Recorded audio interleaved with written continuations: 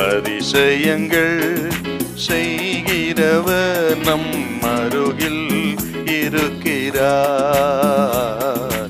அற்புதங்கள் செய்கிறவர் என்றும் நமக்குள் வசிக்கிறார். 1 கொரிந்தியர் 15:47 வாசிங்க பார்க்கலாம். முந்தின மனுஷன் பூமியிலிருந்து உண்டான மண்ணானவன், இரண்டாம் மனுஷனாகி இயேசு வானத்திலிருந்து வந்த கர்த்தர். வானத்தில் இருந்து வந்த கர்த்தர் இயேசு கிறிஸ்து வானத்திலே இருந்து வந்தார். அவர் மனுஷனாக வந்தார். மனுஷனாக வந்தாலும் அவர் தேவகுமாரன் தான். ஆக இந்த உலகத்திலே இருந்து ஊழியம் செய்து ரட்சிப்பின் கிரியை நிறைவேற்றி மரித்து அடக்கம் பண்ணப்பட்டு 3ஆம் நாள் உயிரோடு ஆக மறுபடியும் வானத்துக்கு ஏறி போனவர் இயேசு. அப்படியானால் நமது ஆண்டவர் யாருன்னு கேட்டீங்களா? வானத்துக்கும் தெய்வம், பூமிக்கும் தெய்வம். இது அர்த்தம் என்னன்னு கேட்டா, அவரை நம்புகிற அத்தனை பேருக்கும் ஆவிக்குரிய ஆசீர்வாதம் உண்டு, பூமிக்குரிய ஆசீர்வாதம் உண்டு.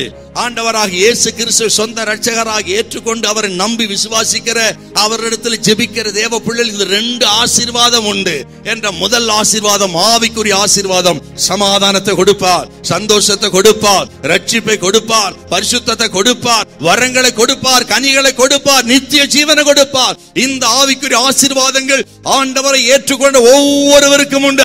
2வது உலக பிரகாரமான ஆசீர்வாதங்கள். சில சொல்லுவாங்க ஆண்டவரை ஏற்றுக்கொண்ட ஆவிக்குரிய ஆசீர்வாதத்தை தான் பிரதானப்படுத்துவாங்க.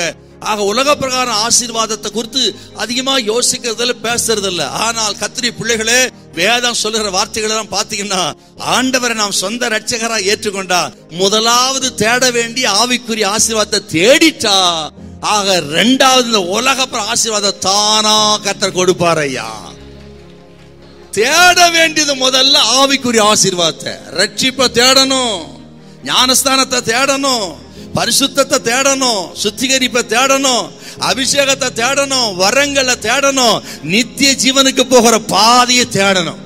இதை தேடிட்டா இந்த உலகத்தில் அஞ்ஞானிகள் நாடி தேடுகிற அத்தனையும் தானாய் கொடுக்கிற தெய்வம் நமது ஆண்டவர் இயேசு.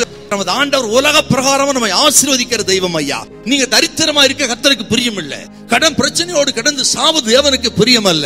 வேதம் சொல்லுகிறது 1 தீமோத்தேயு 6ஆம் அதிகாரம் 17-18 வசனத்தை வாசித்து பாருங்க. நாம் அனுபவிப்பதற்கு சகலவித நன்மைகளையும் சம்பூரணமாய் கொடுக்கிற தெய்வம். கர்த்தர் சொல்லுகிறார், உன் குறைவுகள் எல்லாம் நிறைவாகும், எல்லா கடன் பிரச்சனைகள் மாறும்.